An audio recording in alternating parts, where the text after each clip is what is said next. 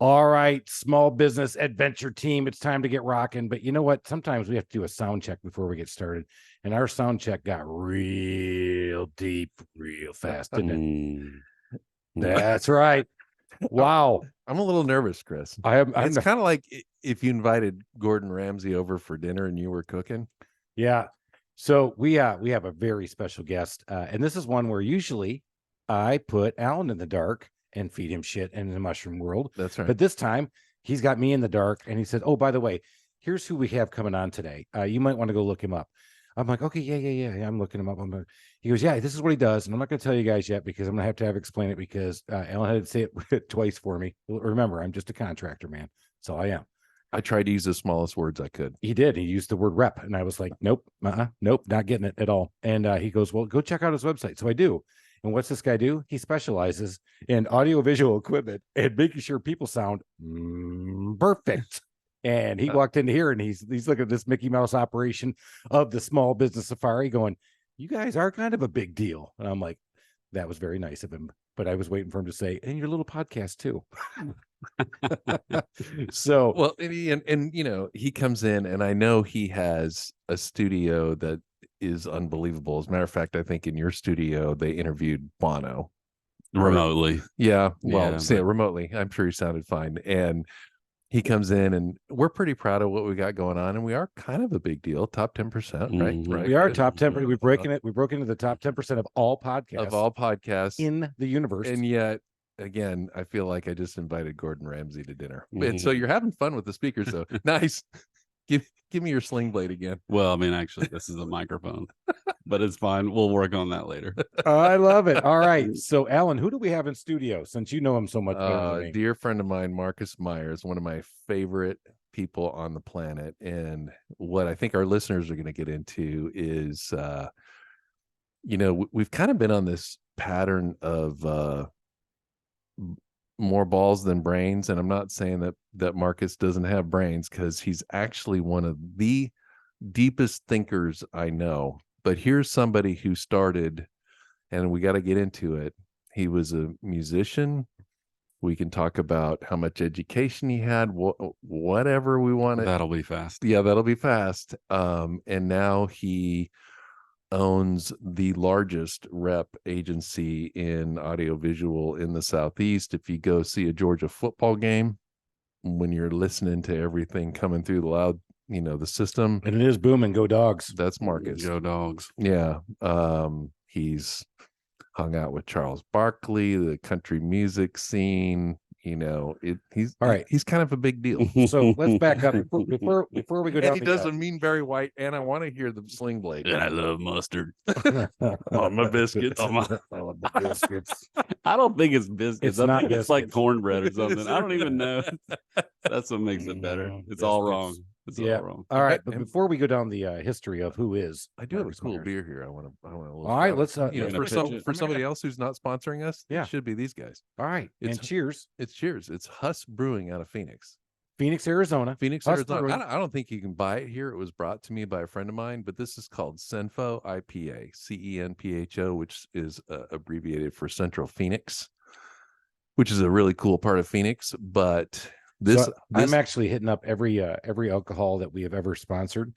I'm making Michael get a list together, and we're going after him saying, "If you don't sponsor me, I'm going to stop drinking." And I know I'm changing. That's your big GDP. Talk. Well, that's big talk. If our guy is going to Napa Valley next week. Well, that's true. But okay, so this particular 2 weeks from now. This particular IPA had.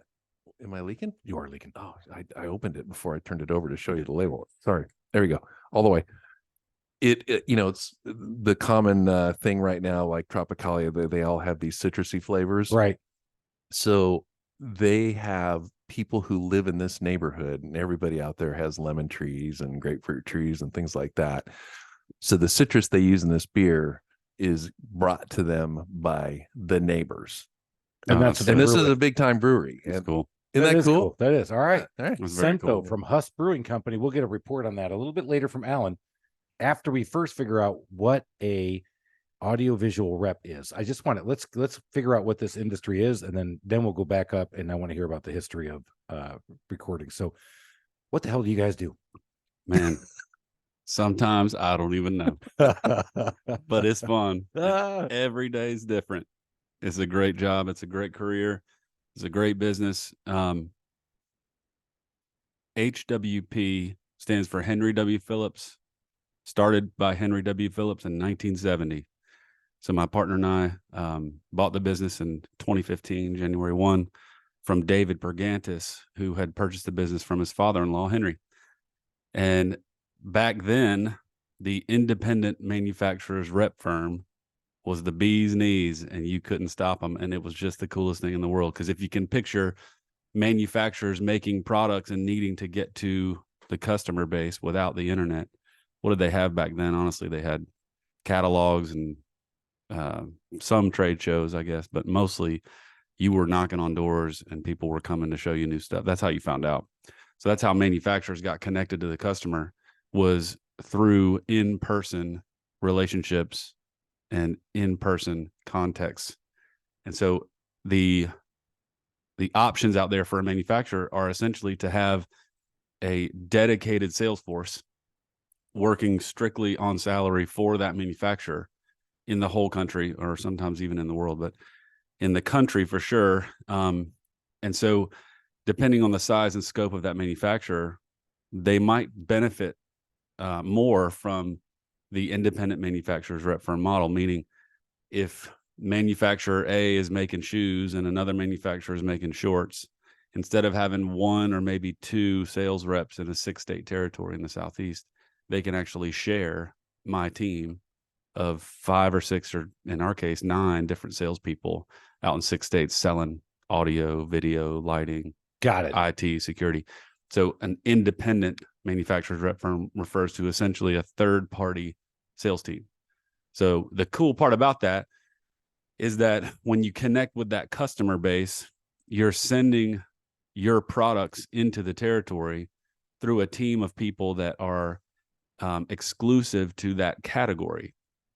So in our case, if we're selling microphones, we're selling Shure Incorporated microphones, the #1 microphone brand in the world. And can't tell you how thankful we are to partner with them.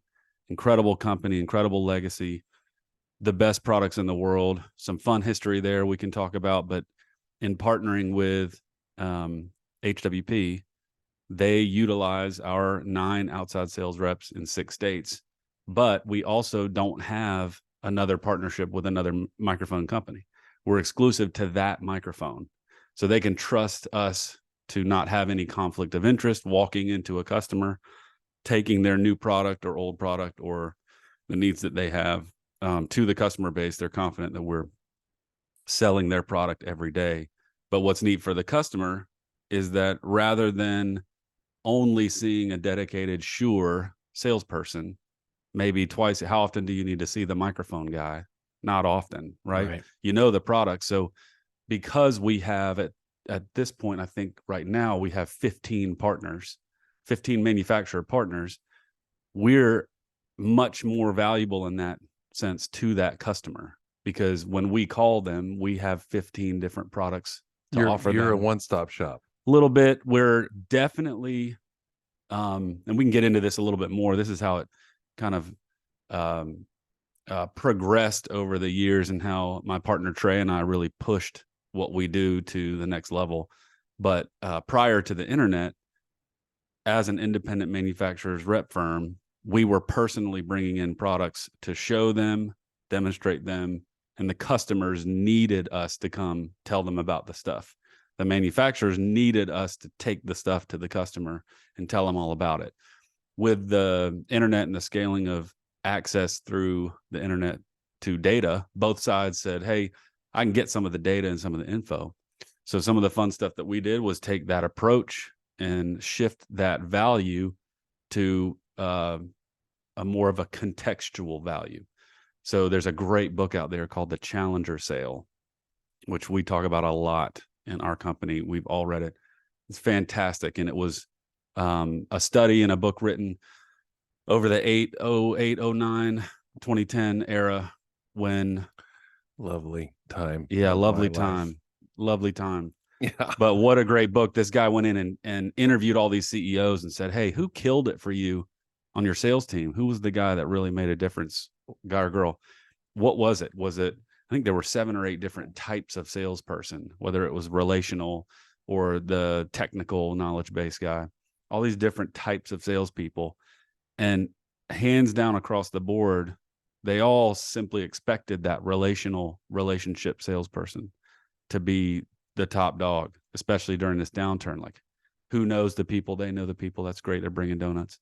But what the book really talks about is that the most profitable, valuable salesperson type was this challenger type.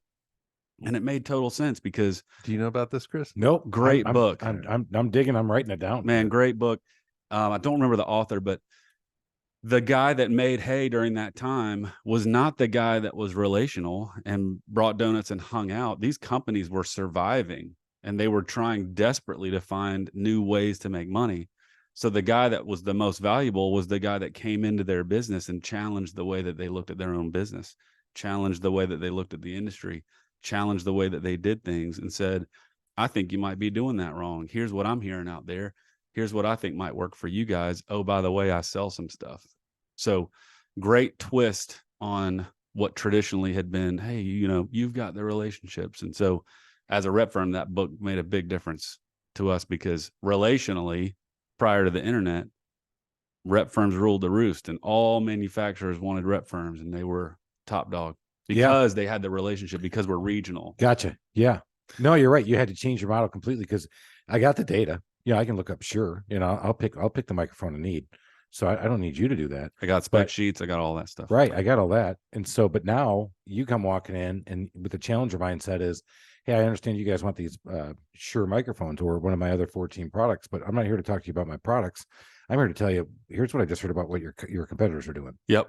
Hands down. That was a big shift for us. That was a big deal. So we started to train our folks on how to actually sit there with a prospect and talk to them while they were looking at their laptop, while they were looking at their computer. And it was a really interesting kind of role-playing year or two for us, just working through that shift to what we do, because now the customer has all the information. So 50 years ago, they had none. Yeah. Now they have it all. So how are we going to be valuable? How are we going to matter? So, and you guys are, just to be clear, we're all B2B sales here. That's what we're talking about. Yes, sir. Yep. Yeah.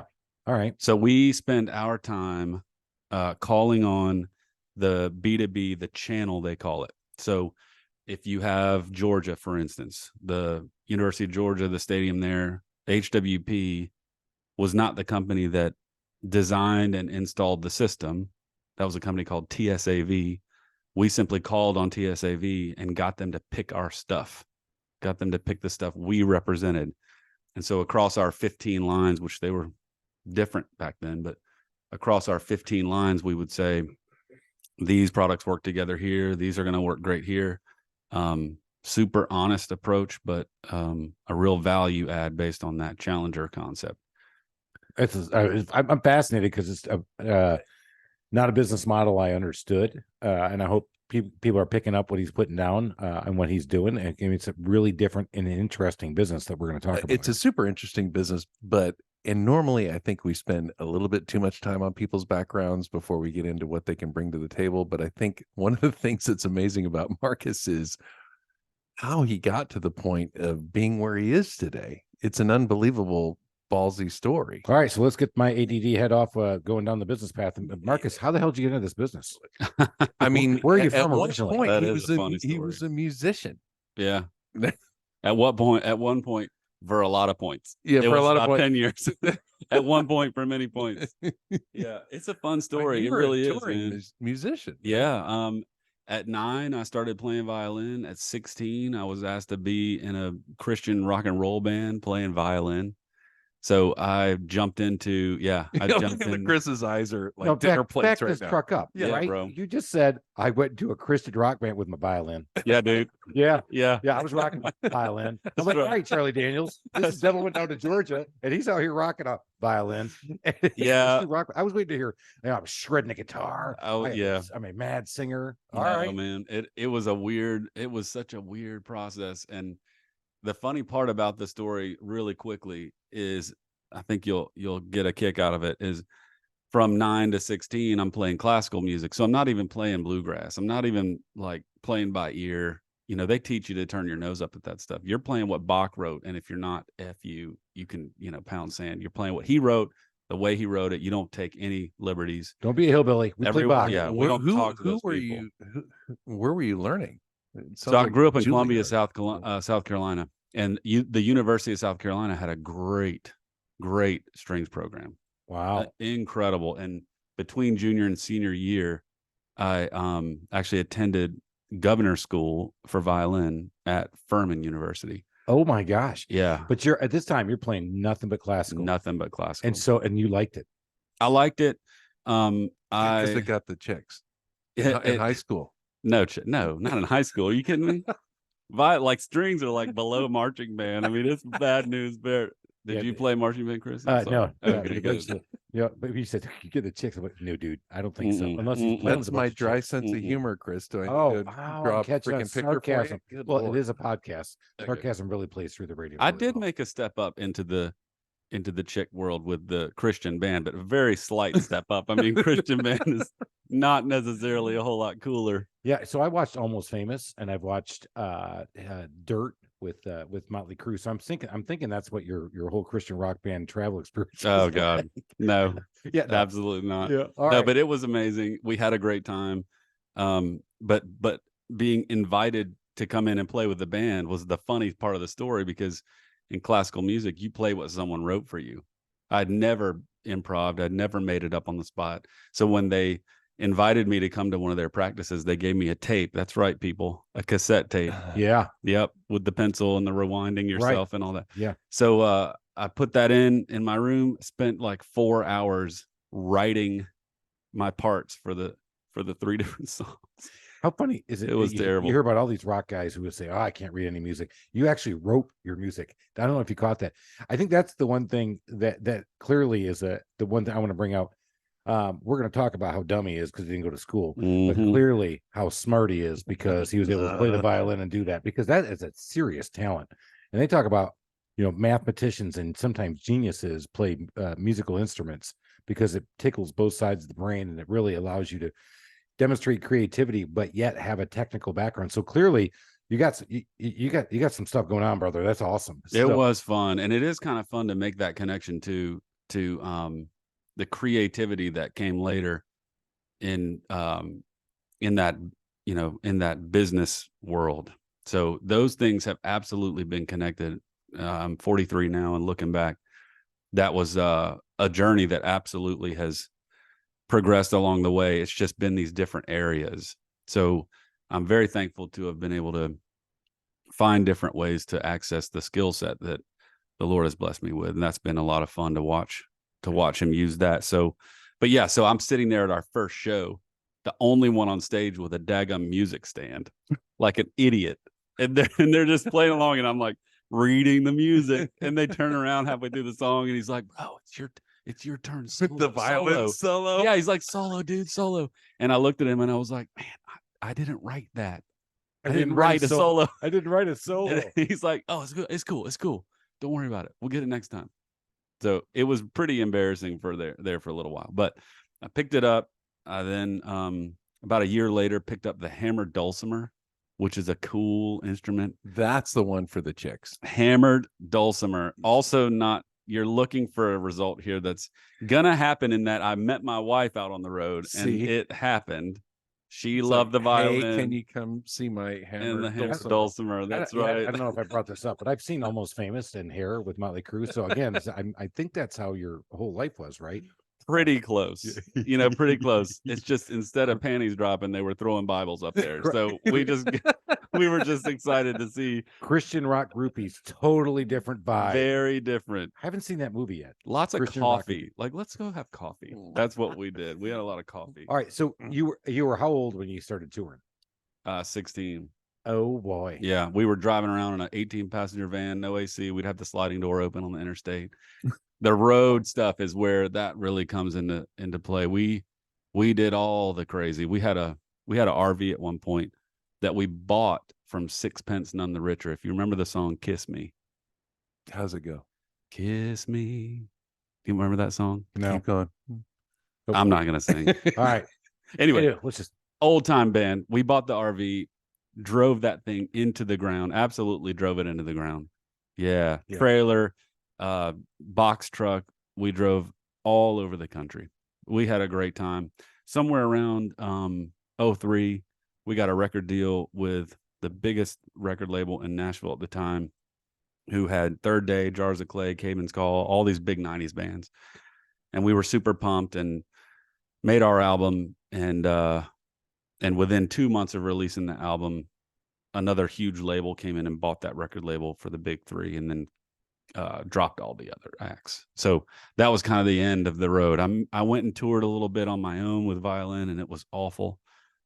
I had been in a band of brothers kind of thing for 9 years, right? So then the evening with Marcus Myers and his violin just wasn't playing. No, it was like, I tried to align it to like, I tried to align it to like the vagina monologues, because I thought maybe violin vagina monologues would make sense, but no, it didn't work. The night with Marcus Myers and so wait, there's so many violin things I want to roll into, but all right, but let's get. I gotta roll into Lindsey Sterling. I mean, this chick is killing it right now. Yeah, I mean, she's dancing around playing the violin. I of course she's good looking, but she can play. Can she really play and dance around? Oh my God, she's amazing. I've never been. Can you play and dance? No, no. What? Dance? Yeah. No. Okay. All right, and then we used in training at the Trusted Toolbox. One of the things that Ed brought to us is there was a violinist who was going to play, and I won't remember his name, but hopefully you can give me his name. He was going to play in DC. He was going to play the big theater there, and that night, for him to play, it was close to $200 to $2,000 a seat. So NPR and followed him and asked him, could you just go play in the DC subway in the morning before? And we're going to do it. So undercover, he goes down there and just starts playing. And he's playing in the DC DC with like $1 million violin. With $1 million violin. Yeah. And he got dollars. He got one note that says, I know who you are. You are amazing. Can't wait to see you tonight. He said, so the thing we brought up in our training with this violinist was know your audience. And so when you walk into a home, and we're a carpenter, we're a drywall specialist, we're a plumber, know your audience. And are you worth $200 to $2,000 a seat, or are you worth quarters and pennies? That's cool. And that's a really cool way to kind of tie in to this. But he's a very famous violinist that I should know. And was it Itzhak Perlman? No. That's who I would have guessed, but even if you would have, I'll have to look it up after the podcast, or I'll drop it somewhere. But because in Germany, when he's really popular in Germany too, and so in that place in Germany, it's like even crazier, more expensive. But anyway, the point is, he plays violin. I said I had to go everywhere, and I'm doing it anyway. So here we go. So you get off the road, you come back home, and you go, okay, violin. I can't actually crush it and go top 40. Go pop music. I can't play with Whitney Houston. I can't tour. I couldn't do it. And at that time I was getting married. So my wife and I knew we wanted to have a big family, and you either do three things as a musician. You're either writing music, so you're making money off of publishing from songs being played, and you get a piece of it every time it's played, kind of thing, or you're doing studio work, or you're traveling. And I couldn't write to save my life. I couldn't do studio work. I just was terrible at it. And I didn't want to travel, because I knew that in order to increase your income traveling and have a family, you just got to travel more. So I knew that that was going to backfire. So didn't have a college degree, didn't even go to school. Went to Carolina for a couple of weeks.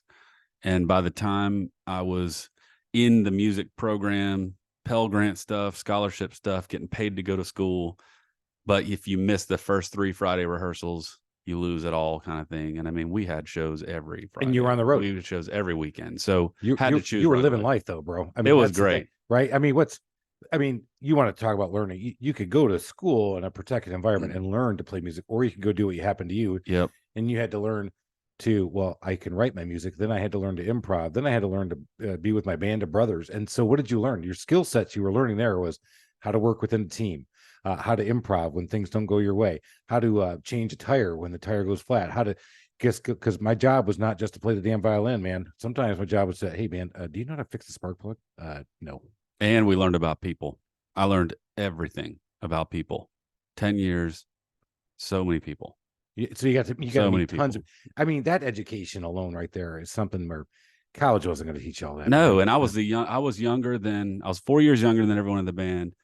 We had a management company, and I was a good 8 or 9 years younger than all of them. I was the youngest in the whole crew, out of Columbia, South Carolina. So I got to watch and learn so much about building the business, about them building the management company, bringing on new artists. So got a lot of that. Came out of that super discouraged, but also kind of like, man, I'm only 26. It was actually pretty cool. I got 10 years in this whole world, but I wasn't 40, having made my play at music and having to walk away much older. So thankful for that, but didn't have a degree. So, But you're married. So you get some pressure. Scary, really scary. My wife is a nurse, so she was able to help in that sense financially.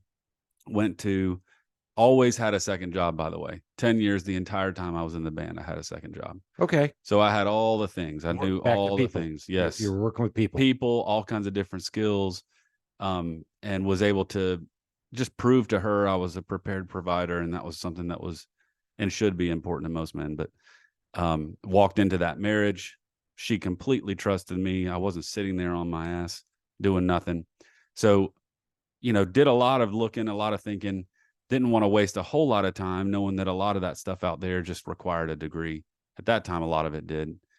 So walked into selling insurance. So I knew about people. I knew I could talk to people. I knew that the sales thing was a low barrier of entry, right? It's not made for everybody, but it certainly welcomes them all in the beginning. Right. So you're welcome to come in and try it. Welcome right? all comers. The cage match is on. It's on. And guess what? The cage is open.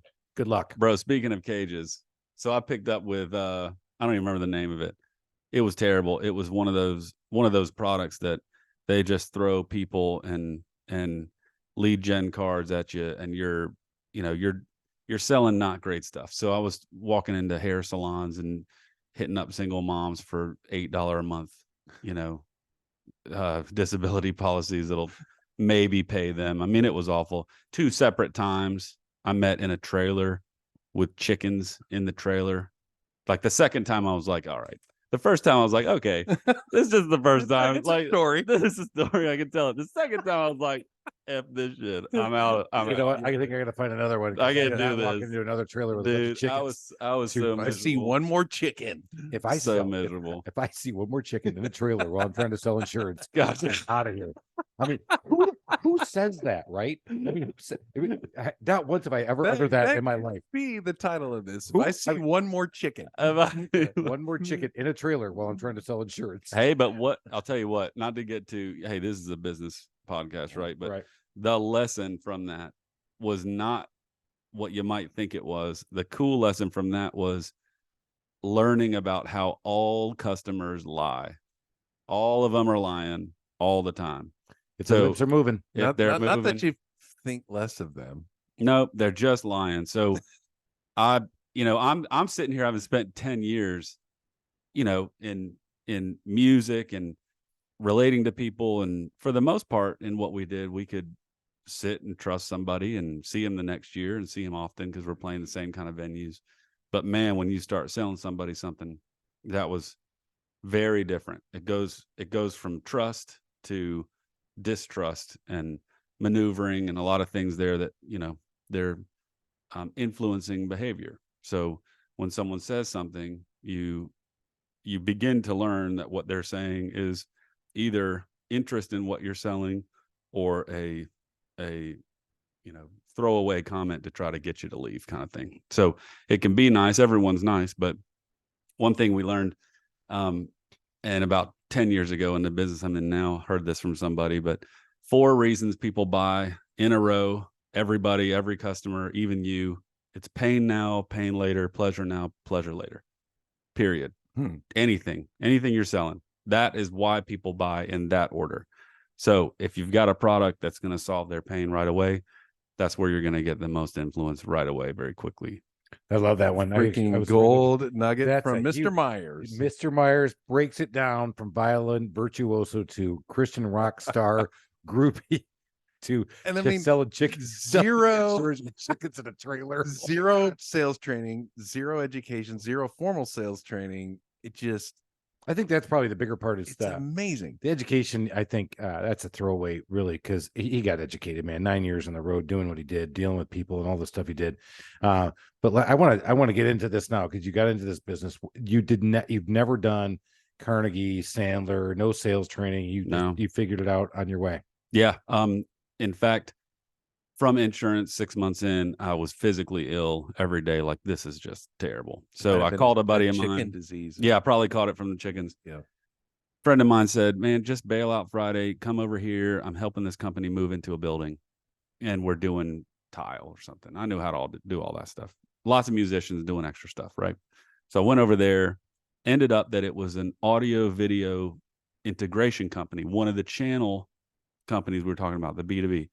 So they were doing churches, house of worship, AV install, and then they had a production side of their company that was doing live touring and stuff like that.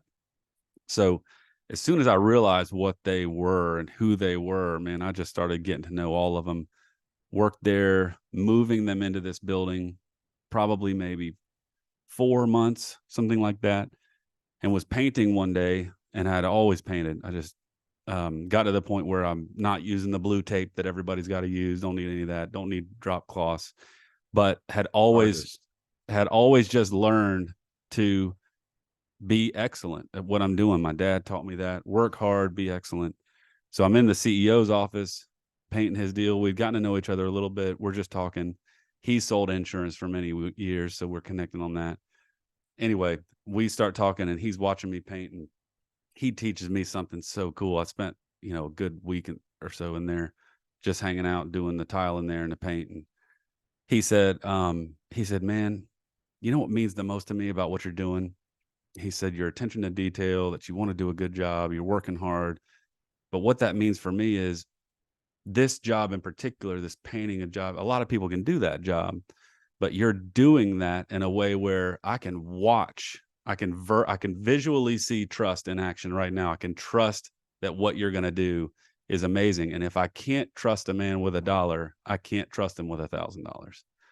And that spoke to me because, this is my first, other than insurance, which was garbage. This was kind of my first intro into learning some of these concepts that we all spend time reading books on and learning about from, guys who have been out there as entrepreneurs doing the thing. And that really struck me. So we're finishing up moving them in.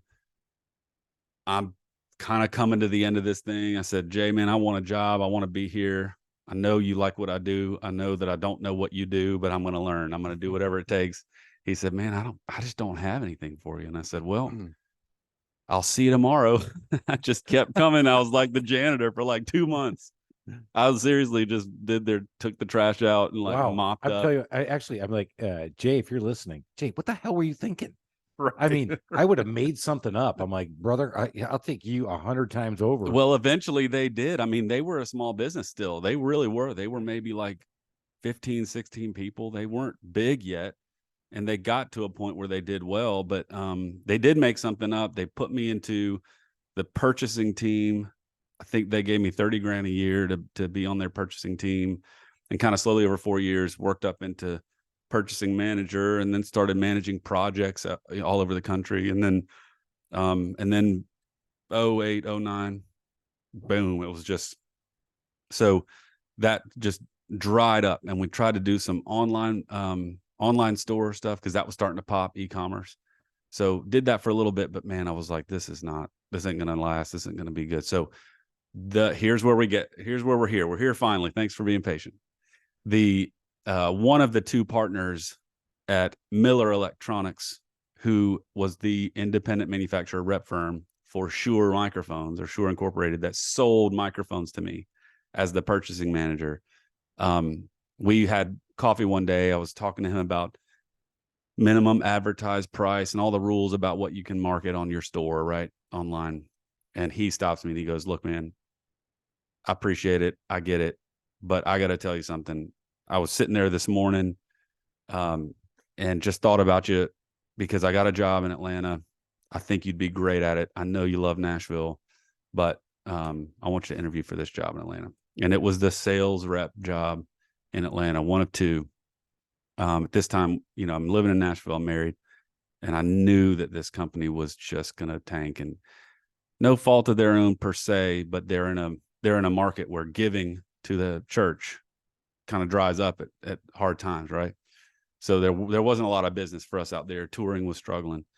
So I took the job, so thankful. October 2010, moved my family, 2 kids to Atlanta to start this job at Miller. That's where I met my future partner, Trey, who was the rep in Birmingham at the time. And come to find out, the guy that hired me was the partner to another dude, older guy that was no good. So about a year and a half in, I told Trey, I said, man, I'm sorry, I got to head out. And I went to another firm, HWP, with the intent to purchase that one day. And Trey's boss, the other owner, ended up, frankly, screwing him out of becoming his partner. So he called me and said, let's start a firm. And I said, man, let's buy this one. It's fantastic. With all the money you had. No money. All right. No money. That's the next part of the story. So let's go back to, I write music. I just don't play music. And so you had the foresight to go to this company with the intent of buying it. Talk a little bit more about that. Of course, with, as Alan has so eloquently put, not a pot to piss in. That's what I would have put. Is that what I said? No, well, you said no money, and that's like so boring. A pot to piss in is so much better because nobody knows what that means anymore. But anyway, I know what it means. Heck, I definitely know what it means. Right? That's it. What, back in the Depression? Yeah, dude. that's right. Not even a pot. Piss poor. You're a piss poor. Yeah, That's you right. literally were peeing and you didn't have a pot to put your pee in. That was real bad. That was when it was real bad. That's right. Yeah, Mm. good.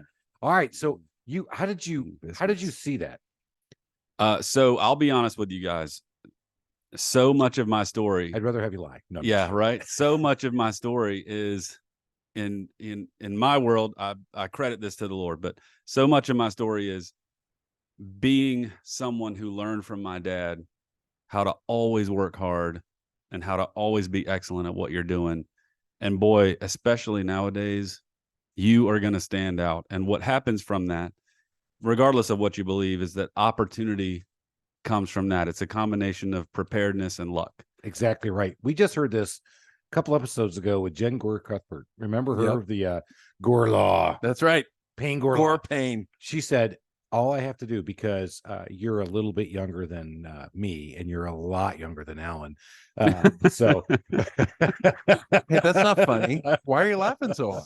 So I'm drunk already. I Okay. guess it's just the bourbon. Yeah. that's what we're doing. That's what we do.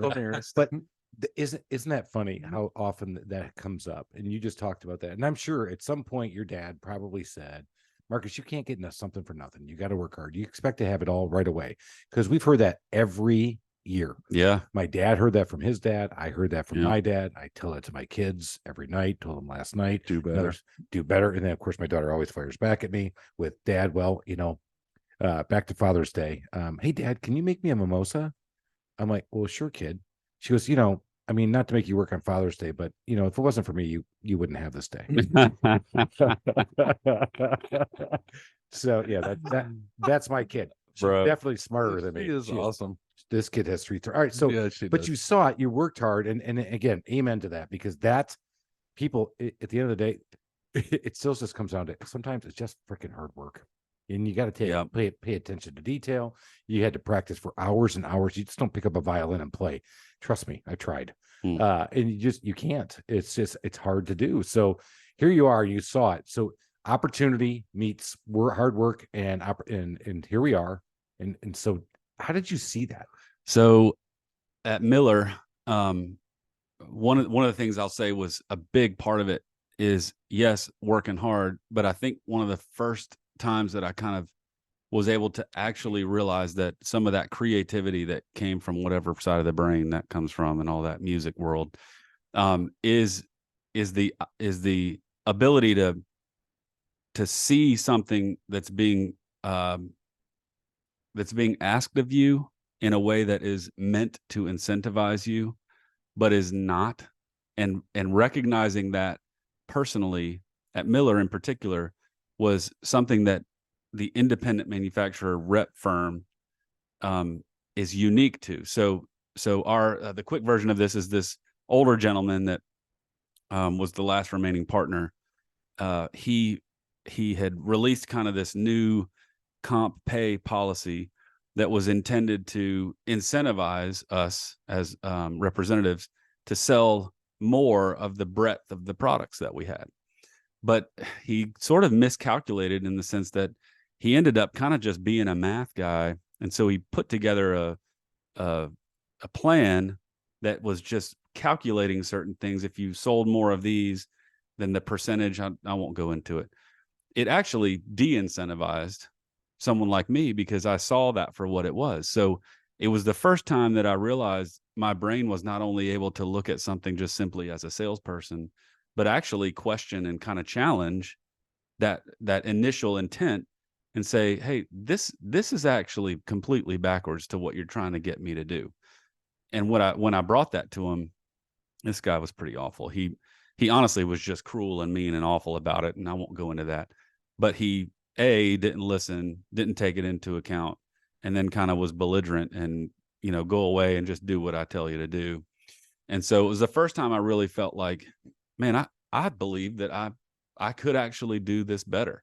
And I think at some point that hits certain people in a certain way. And at that point, it didn't hit me like, I'm going to go start my own business. I'm going to go do this myself.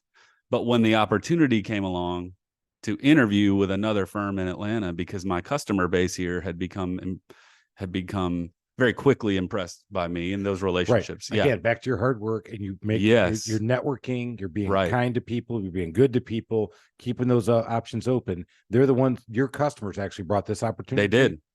So and this doesn't come from being a Sandler trained killer, right? Mm-mm. He's just a good, honest dude. Yeah. It's like the story of the washing machine salesman that takes a vacation and they pull up Billy, who's the technical guy, and he's just legitimately helping people on the floor. Right. And they promote him into sales, and he starts being trained all the sales techniques, and his sales numbers go down. Like at some point you're just helping people. And if you lose track of that, so there was some of that was also inherently here in the fact that all I did was just honestly work hard for folks. And so the most valuable thing about a salesperson, especially in the rep business, especially in our business, but anywhere, is the idea that we need to be free employees for that company. You're not a prospect because I'm the hero and I've got the thing that you need and you want, and I'm going to sell it to you. You're the hero. Your business is the hero, and I'm going to come in and talk with you about why I do what I do, how I do it. And oh, by the way, I've got some things in my trunk. The next little bit that we'll talk about the rep firm model is that we actually 5 years ago started another adaptation to the rep firm model. And we called it the PSO, or Professional Services Organization. So that's the next part of that story, is we have gone from the contextual selling to actually expanding our service offering to the manufacturer community who hires us and the customer community who wants things from us. All right, before we get to that, and we're going to run out of time here soon, I want to go back to this. So you go to this company, you interview with HWP, David Perganis, and David, who's a second generation owner, with the intent of I'm going to buy you. He asks. I didn't even think about it. Okay. I simply was a year and a half into a new job, just wanting a better boss. Yeah. So he and I sit down. He says, let's talk. So we hang for 3 hours. We eat dinner in 30 minutes, and we sit there for 2.5. The waiter's pissed off, and we're just having a great time. It comes up, hey, not only am I looking for someone here, but Atlanta's our biggest market. I'm 50, I'm 58. Which is ancient, Alan. Ancient. Sounds pretty spry to me. Okay, go ahead. Right, so in the rep firm world, here's We're one more seasoned. little nugget. In We're the rep seasoned. firm world, we don't own anything. We don't have any assets. So Right. we're what's called a goodwill company. Yep. So the manufacturer is our customer base. So David it's hard to buy and sell a rep firm. It's hard to sell it because you tell these manufacturers, hey, these are my guys. And the manufacturers have to buy in because we're on 30-day contracts. Yeah, right. So you are basically we're buying paper. Yes. Yeah, you're buying paper and hopes. Buying nothing. But so he had nothing to sell. Right. And so that's why it's smart on him to say, hey, look, I see this young man starting early. hard, Yep. And I'm gonna because that's the only way his exit strategy was going to be really tough. That's right. Based on the business model I'm hearing. So he drove that in first thing. And I don't know that he would have, it was a few hours into the meeting. So I think he, needed to get a good feel for me, but it heard a lot of good things. And when he brought that up, hey, would you be interested in this one day? All this stuff came rushing back to me, all these opportunities that had really not presented themselves in the sense that it hadn't all come into view. So he says, I'm looking for this rep, but I'm also looking for someone one day to purchase the company from me and transition into an ownership role. All right, so let's get into the gritty nitty. And that's why, I wrote my book. It's called From the Zoo to the Wild. And of course, Alan, I put him on mute so he can't rip on me. That I get to push my book out there again. But so when this goes down, I don't know how much you'd like to share, but a lot of times people go, I'm thinking about getting my own business, but how much is too much? And what I don't have any money. If I'm working in corporate America, I got my 401k. Do I take all my 401k out? It might be 100,000, maybe 200,000. So did you guys work on terms like an earn out? And I'm getting into some of this because I know some of it, but tell us a little bit about how you were able to buy it. Yeah, and please stop me if there's too much detail. I know we're running out of time, but I also think this maybe is what this is about. So I'm happy to share it because it was such an awesome learning experience. I moved into just selling first.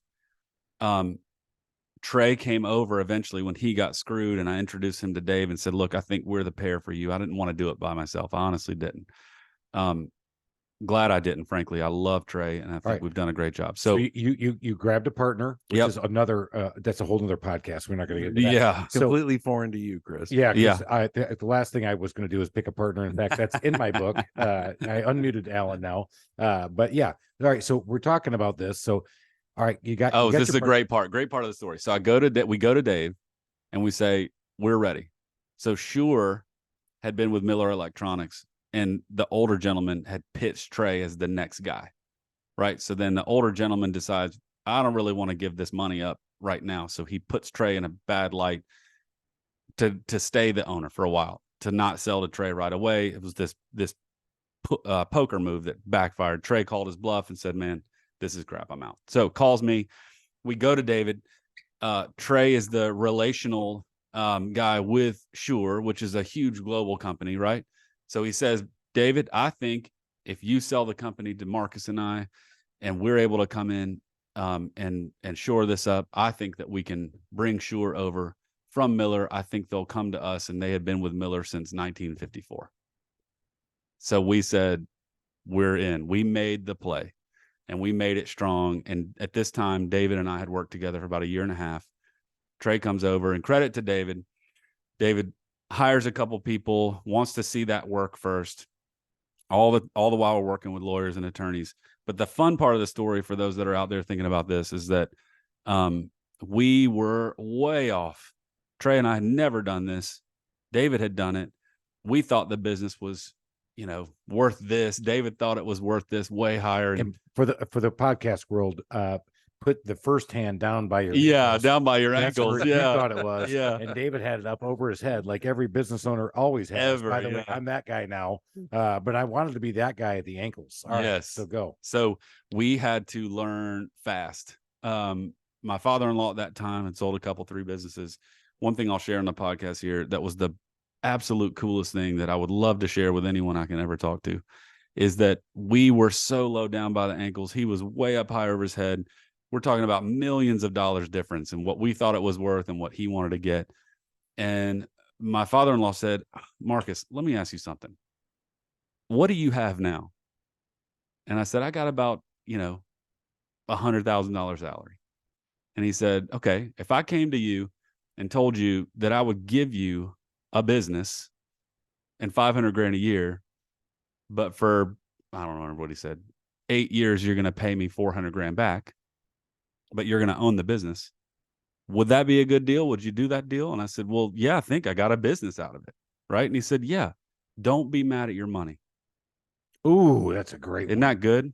Don't be mad at your money. Don't be mad at your money. I would tell you guys, I am not as Christian as Marcus is. I am very mad at my money right now. I am always mad. I am consistently mad at my money all the time, or lack thereof. What does that mean? So for us, it meant this. For us, we couldn't get past this number.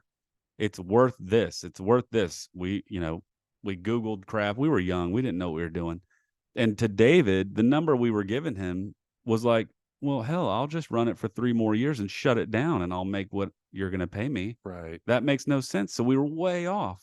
So this concept of get the business, don't be pissed that you're paying me 400, you're getting 500. So you're still at 100, but you own a business. So we did it. We made a deal that was great for David and was great for us, because in 2 years, we doubled the business.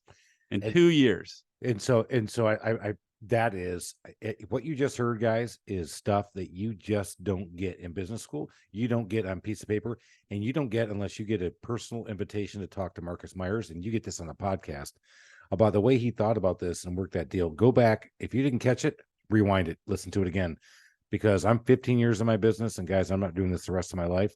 I am thinking already about my exit strategy and what I'm doing. And I am right now, I'm David, and I got my hands way over my head. And I know that people want to think way down at their ankles, and you got to come out to an arrangement that works, and don't be mad at your money. And like I said, Not good. I am mad at your money all day long. Yeah. That's a great story, Marcus. Thank you so much for sharing that one. That's gold right there. I mean, that's like double gold. I can't even tell you how much gold that is. And now he's a big deal. And he is a big deal. I mean, again, HWP, I looked him up, premier group here, and you guys, you're supplying some of the biggest integrators out there.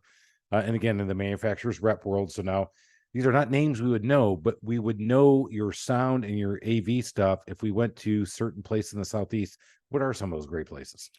Oh, yeah. So there's everything from corporate boardrooms to the production company that does the Kenny Chesney tour. So we just went, I don't remember the country act. My wife and I hopped backstage and in the green room with one of the country guys recently, just because the production company had all of our gear, and we know those folks, and they get us the tickets back, backstage to all that stuff. So retail stores, music stores, but we're also in IT and even security. So building automation, security systems, surveillance, anything technology. So great blend and mix of music. So we all want to talk about, I was about to say something really bad. He's a Christian rock dude, so I can't say Starfucker. So I'm not going to say that one. I'm glad you didn't say that, Chris. Good job restraining yourself. Bro, so no judgment. So good. So No judgment. But what's the percentage of your business? Because I think that what you just hit on was that you diversified your base of customers. And I think that is the genius of what you've done.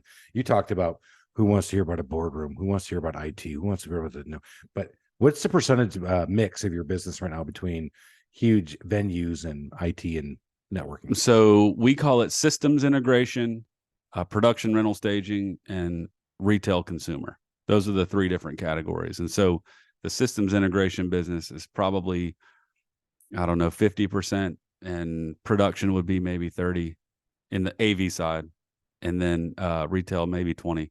But when you throw in AV against security, it's probably something like 70-30 overall. Well but done. The interesting part, I would say, is didn't really even realize, and this is the shortcoming and something I wish I would have known sooner, but within that first few years of being there, kind of came to the realization that the manufacturer is actually our customer. It's not the customer. So if you think about what the rep firm does, that really changed. For a minute. Just blew your mind, didn't it? Yeah, look out. Did you hear me? He just, oh my God, he dropped a book, and now he's talking about, oh my gosh, he's talking about, oh my God, the manufacturer's your customer. All right, I'm ready. Yeah. So the manufacturer not only cuts us the check, but without them, we have nothing to offer. So we have to be valuable to the manufacturer first. So even though we sit in the middle and we provide value to both, the shift was realizing that the manufacturer needed to perceive and know that we were valuable first. And that's only heightened since the internet, but that's where we shifted to the PSO. So now not only are we sales as a service, we're technical expertise as a service, logistics as a service, marketing as a service, events as a service, all this great stuff that's an expansion of what we do regionally on behalf of these big, huge manufacturers. They just can't. There's too much dirt and there's too much stuff in their regional sales manager, who's our boss, says, man, I want to put on an event, in Atlanta. Who's going to do that? Well, we do that. The customer says, the integrator says, man, I don't know how to make this work. Who can I call? This 800 number and never get anyone. You know what? I'm going to call Marcus. So again, we're a free employee to that business. and they call me when they need to make something work. And that's actually valuable to the manufacturer. Yeah. Right. Yeah. So- Because you've opened that door for them because you guys have cemented yourself in this 6-state area doing that. Man, well done. I mean, what a great story and great arc. I think if you didn't pick something on this one, you absolutely were closing your eyes or probably driving too fast in your car. Just don't hit that guy in front of you. All right. Whoa. Hang on. He might be there. Hey, whoa. Watch out, man. All right. Slow down. All right. Put it back. We're back. All right. Good. All right. Let's go. Because we're all listening on our cars. We know what we're doing. I know what you guys are doing. You're listening to me on the car. You got me on probably 1.5. Keep up with me, there, big boy, because I talk fast. Let's go. Marcus, so you guys in the business, you guys are killing it. You're crushing it, doing it. Is there room for expansion? Are you still thinking right now at this point, because you're a younger guy, are you thinking, I want to expand? Are you thinking, I like where I'm at? This is a good family lifestyle. Again, you've acquired a business, and you talk us through that. Where are you at now? So the expansion for us is truly into that service realm. It really is. And 8 years ago, we were the first rep firm in the country to hire an employee that didn't sell anything or pick up the phone. So we hired someone whose only job was to be a technical expert. So when we did that and realized the value that brought to the manufacturer and then also the customer base, we said, man, we're onto something here. So I got to believe in your business. It's just, we talk about computers moving so fast. Your business is working so fast. Fast. The fact that you've already gotten ahead of it like that, I mean, it's like he's writing his own music again. And now, for what it's worth, we're creating revenue streams around these additional services. So where the traditional independent manufacturer's rep firm was just simply seeing a commission check, which was a percentage of the sales in our territory, we're now offering technical services and commissioning events, things that allow us to bring in revenue from both sides for different things that we do. Marcus, this has been for me amazing. What a great arc. And Alan, thank you so much. I feel like we're smartless, but we're better than those guys. And you brought in a secret guest, and I have really enjoyed talking with Marcus. And again, for our listeners, I think this has been amazing. You shared a lot of stuff that you just don't get, man. We talk about this all the time. You can go to school all day you want. You can go to school for 8 years. You would not have picked up what you just picked up in the last hour. So figure it out. Listen to this stuff. This stuff's good. But Marcus doesn't know about the 4 questions, I don't think. Well, you probably didn't tell him. So I'm not, you know what? But he's already given us one because he gave us the book, The Challenger Sale. That's one. Oh, so sure. Flush my question, but go ahead with Sorry, Alan. Yeah.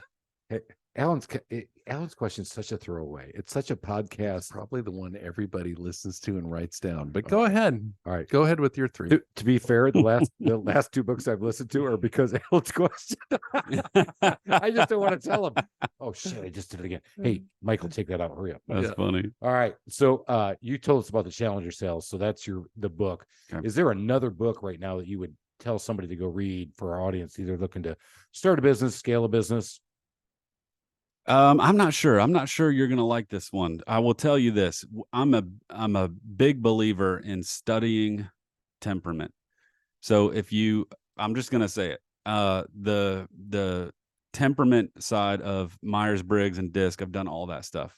The number one, hands down, most valuable thing that I found, not only in influencing behavior, but just in general, overall understanding yourself and others and how you communicate, is the Enneagram. And there's a book out there called The Story of You about the Enneagram. And it is an incredible book that can help and allow you to immediately start to discern someone else just through discussion, just through communication, and then be able to orient to their. I hope you're hanging with us right now because we're bringing Marcus back. He just hit me because I'm a huge discophile and still thinking about the Enneagram, but I'm still such a disc dude. It is such an important piece for the way I run my business, and he just drops that one right there at the end. So I knew you'd like that. Oh my God, Marcus is awesome. a high D, double D. High D, secondary C. But I will say this: the Enneagram, straight up, Chris, is like disc on crack. You will not be disappointed. All right. It is shockingly impactful. Oh my God. All right. I've had it suggested to me. All right, people, go out there, check it out, because I'm about to do the same thing. I'm going down the journey. I might be doing a little ayahuasca. I might do a little Aaron Rodgers, get into the cave and get all negative, whatever, and then figure it out. But I think I got to go there because I've been a big disc guy for, I've been in business for 15 years. I've been doing it for 12 with all my people. Yep. Everybody in my company has been disc profile. Incredibly helpful. Yeah, but the Enneagram. All right, man, that's a good one. All right. Number 2 question. See, I said number 2. Thanks. Question. Yeah. Because that's what I think of your first question. What- Number 2. Number 2. No. All right. What does number 2 do for you? All right, let's go back to it. What is the favorite feature of your house? The favorite feature? Because I'm a home remodeler, I'm a renovator, handyman. I love my house. What's Marcus the favorite has feature an of your house? awesome house. It's pretty awesome. It is pretty awesome. The favorite If feature, it's not AV, I'm gonna be. the favorite. No, it's like it might be his garden. It's the garden. Oh. It's the garden. Bro, I'll show you all the pictures. Anti-AV. It's out of this world. I can't do technology every second of my life. So I get out in the dirt and it is fantastic.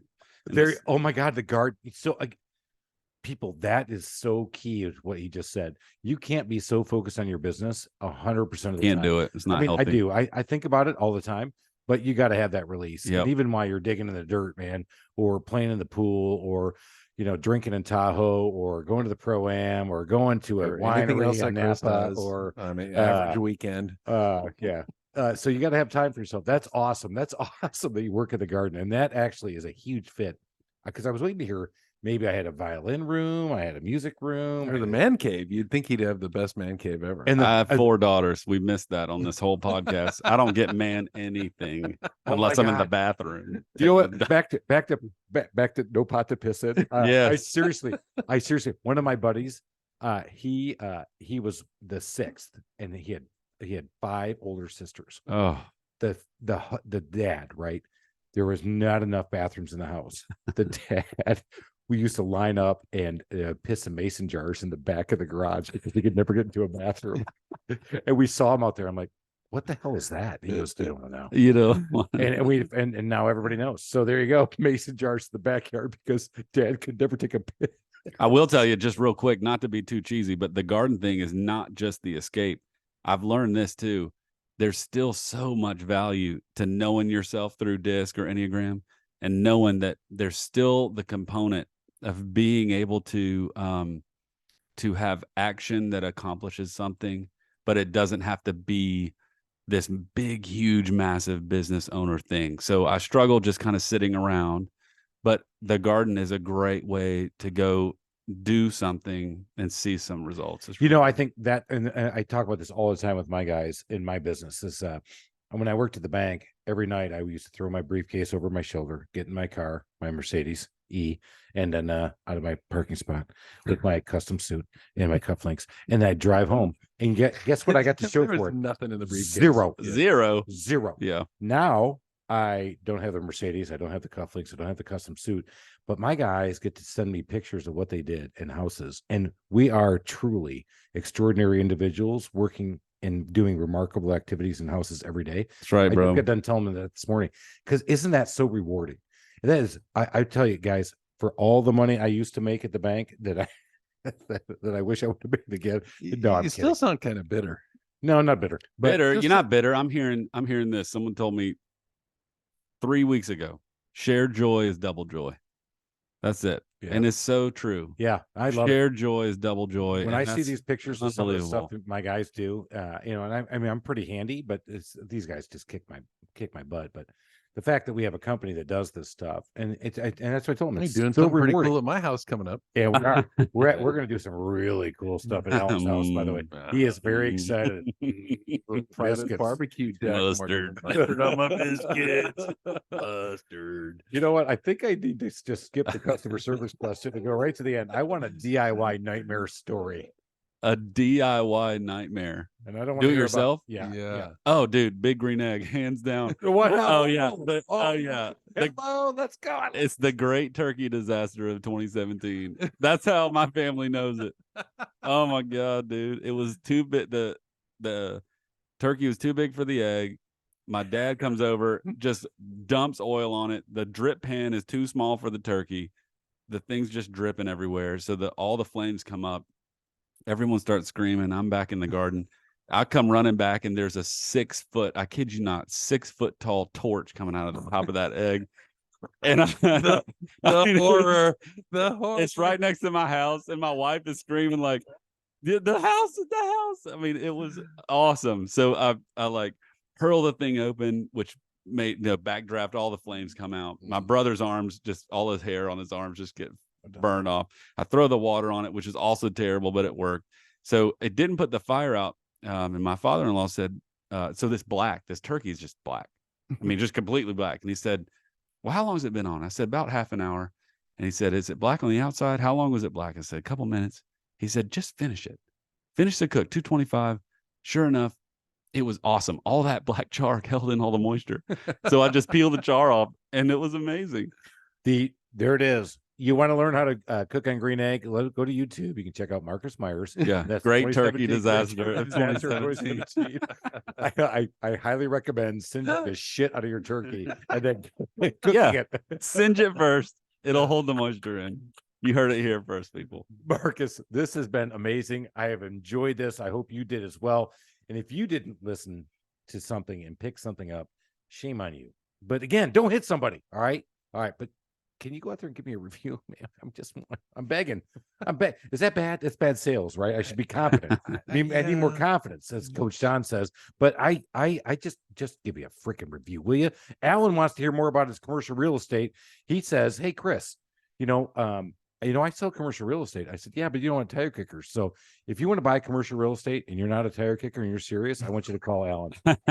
But don't bullshit him. Do not tire kick him. Don't kick my tires. Because if you kick his tires, I'm going to come kick you in the nuts. You got me? All right. Chris will come slash your tires. And you won't like that because Chris is always angry about his money. All right, everybody. We're out of here. Keep going up that mountaintop and let's make it happen. Cheers, everybody.